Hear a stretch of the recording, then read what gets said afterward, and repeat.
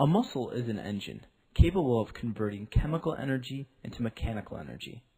It is quite unique in nature, for there has been no artificial engine devised with the great versatility of living muscle.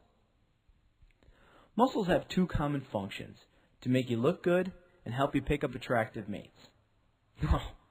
Muscles, 1, generate motion, and 2, generate force. There are 3 types of muscle tissue: skeletal, cardiac or heart, and smooth, found in the internal organs. I'm going to concentrate on skeletal muscle for now. It's the most visible and therefore the kind we think about the most.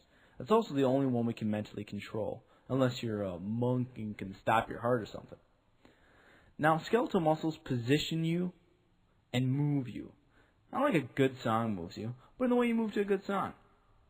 Skeletal muscles are usually attached to bones by tendons.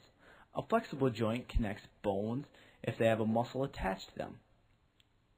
There are also immovable joints, like in your skull, for when your brain expanded.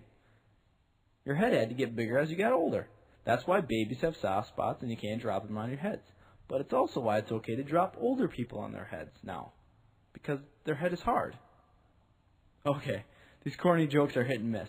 Back to the point. Any muscle that pulls your arm closer to your body is a flexor. Any that pulls away is an extender. Like, flex your arm for me. Dang. Okay, extend it.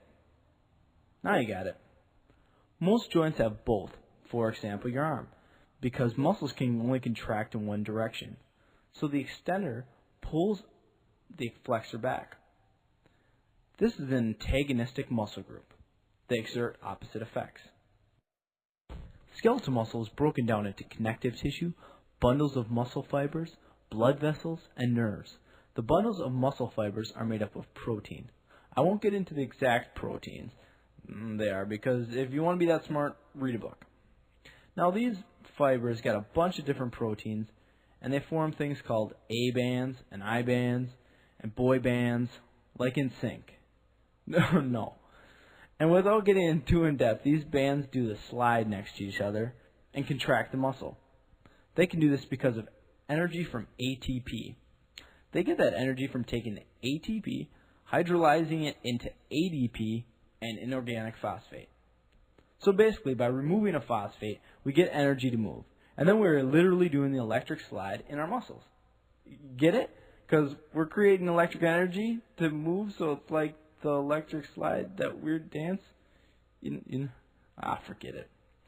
So every time you contract a muscle, turn your head, pick up a book, think of all the reactions that occur just to make that happen. To stand up, think of all the muscles that have to contract and stabilize just to keep you from dropping to the ground. You're constantly contracting muscles in your feet, calves, thighs, glutes, torso to keep you balanced and upright. Pretty crazy. So that's an overview of how we move. Please contract your muscles in your arm and finger and check out another category.